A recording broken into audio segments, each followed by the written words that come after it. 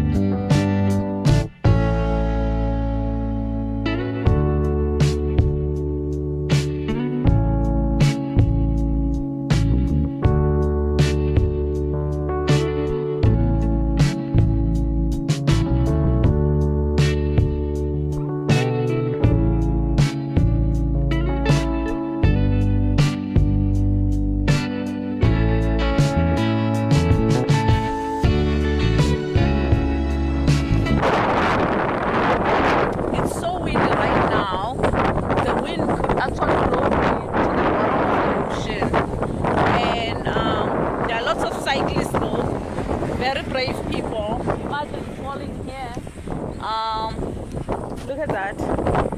They're traveling at very high speed, lots of them. This is one of the famous passes here in South Africa. One of the famous passes, I think, in the world, because it's such a beautiful drive, but very scary. We're also trying to get hold of the kids, and we haven't been able to do that successfully, and it's a huge scary thing because we think that we don't know what's going on, whether they are on the plane or not, and that's scary.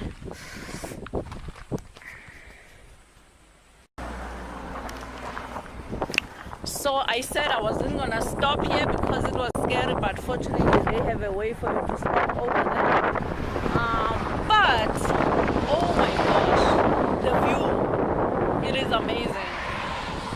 It is amazing. I don't remember this because guess what? I don't come every time. I don't come here. Probably I was young when we drove here, I think. 7 years ago. Yeah, but anyway, it is absolutely gorgeous. And I want you, maybe now that I'm a little older, I'm appreciating all of this.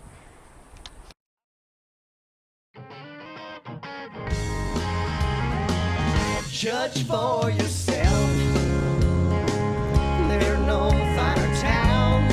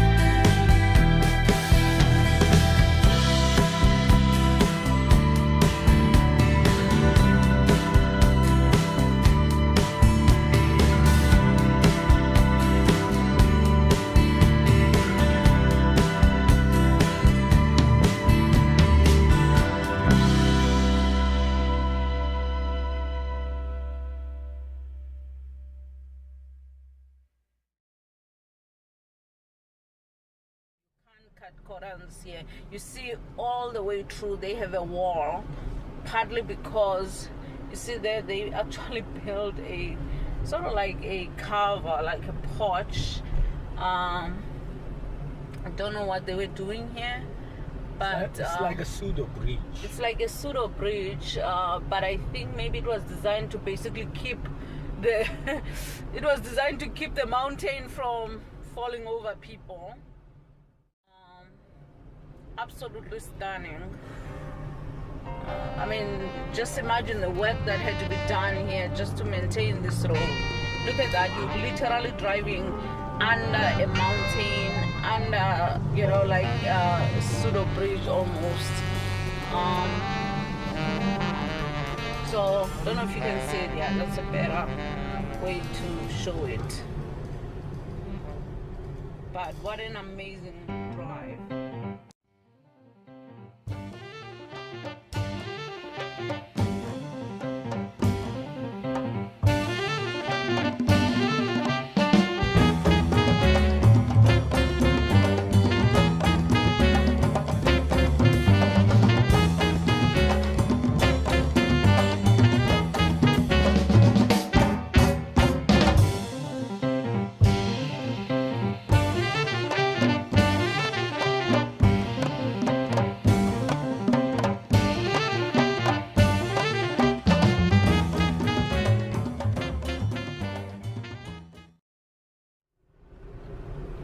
This is a nice drive. So this is the country we left behind to live in America. But I mean, as I said, you can beat raising your children in pretty much safety, which is where we live. Here it feels safe, I have to say. For the first time really, I actually feel very safe. But I mean, I haven't ventured off to, you know, the real you know, like Cape Town, where real people live, not real South Africans live, because a lot of people who live in these areas are either tourists or Europeans. They own pretty much the best parts of South Africa, and as a result, you don't see a lot of crime because, you know, security, I mean, where we are staying right now, security is like maximum prison, because they don't want to take chances with, you know, like people.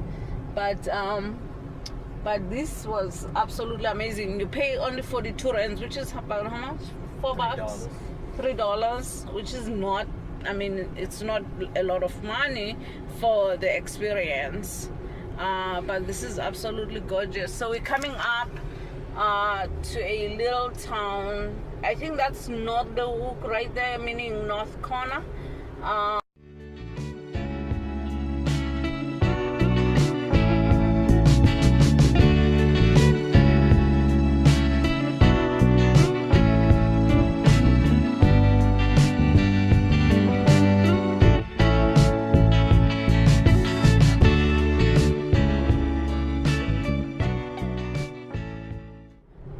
Okay, so this is where we normally stay when we come here to South Africa. And okay, so we are gonna have fish and chips again in this place called Kalkis. So this is the main road in Fish Hoek. I like Fish Hoek actually. Okay, so this is Kalkis. As you can see, it looks like a very popular place.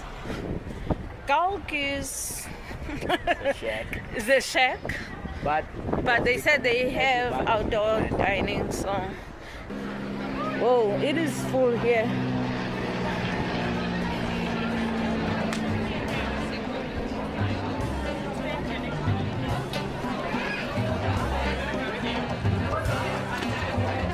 Wow, I think they're sitting.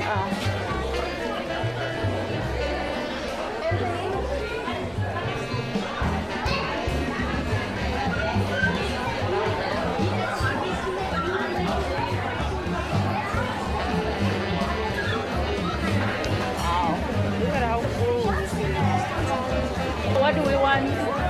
Hey, Snook. Yeah.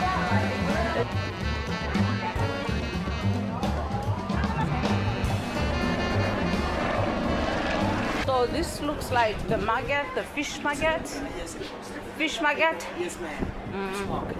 Really good. Yeah. Fresh fish, Right? right from the ocean.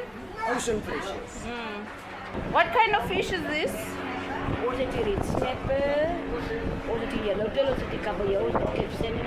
And how much is it? Fuel cost. Ouais, c'est pas, je pense que c'est pas. Ouais, j'ai un genre de bar. Ça s'appelle Yeah. How much? 90. 90 rands.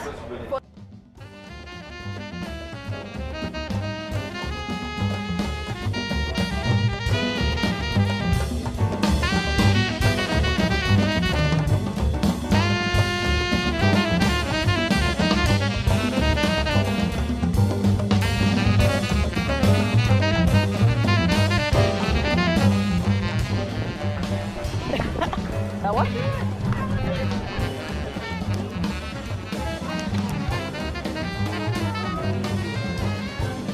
Oh wow! Look at that. It's. Oh my gosh! They sound just like a bird. A bird. Oh, there's another one. There's a lot of them. Oh my gosh! I didn't know these things can jump that high.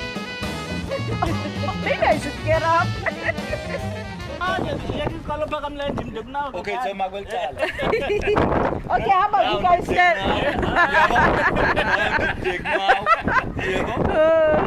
Anyways. These little animals. And they grew up together, I think. And they're still competing at old age. And they were trying to figure out who's fairer. Anyway, Uncle doing his.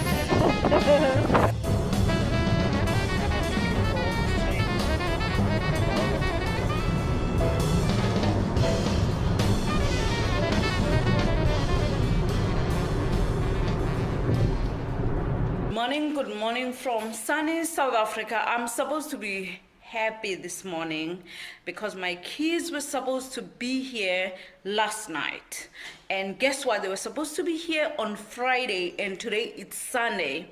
So as you already know, they were stuck in Paris, and so we were finally able to get through the snafu, and they were cleared to land in South Africa. And now, guess what they did? They asked us what should they do while they're waiting for the next flight, which is once a day from Paris to Cape Town. I said to them, we said them, sleep on the terminal so that you guys cannot be comfortable and you don't miss your plane. And guess what they did? They slept somewhere. We still don't know. Probably the bills will be the only thing that tells us where they slept. But they insist that they didn't sleep outside of the airport or in a hotel, but there's no way you can be that uncomfortable and sleep throughout. So they missed their plane. And so yesterday we went to lunch as a previous day. So we went to lunch as when we were about to sit down and eat.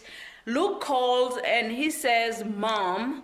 And I'm like, and I'm thinking to myself, is he calling from a plane? Because, I mean, we were thinking pretty much all morning, we were anxious because we were thinking, I hope they don't miss the plane, or if they don't miss the plane, they are able to be cleared. Because, you know, the night before they were saying that the lady in the counter wanted to make sure that there was clearance, right?